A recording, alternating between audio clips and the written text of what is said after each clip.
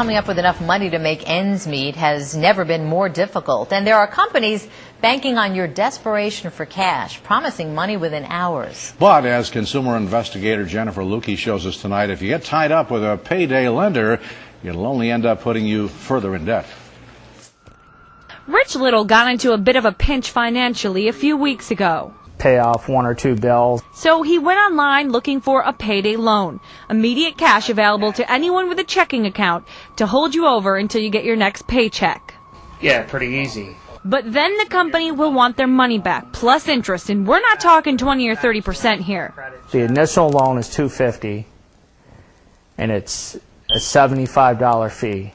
Once Rich clicked to accept the offer, the money was put into Rich's Bank of America checking account just a half an hour later. He thought he'd be paying back a total of $325, but on the due date, the company had tacked on another $75.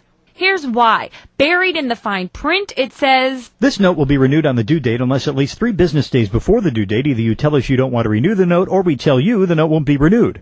Translation, they keep extending the loan to get as much money out of you as possible. They misled people, deceiving. They didn't represent themselves in a formal manner.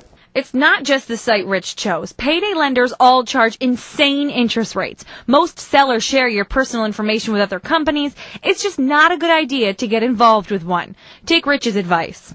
Borrow from a family member.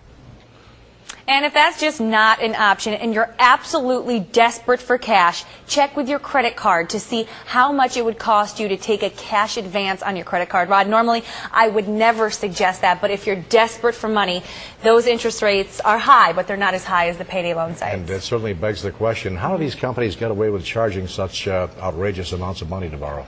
Well, there are very strict rules in New York State about payday lenders, but a lot of these companies that you find are online, there are other states that don't have regulations at all. They just don't exist. So those sites continue to target people who need the money the most. But there is a bit of good news. Just this week, the Federal Trade Commission sued 10 payday loan companies for deceiving customers.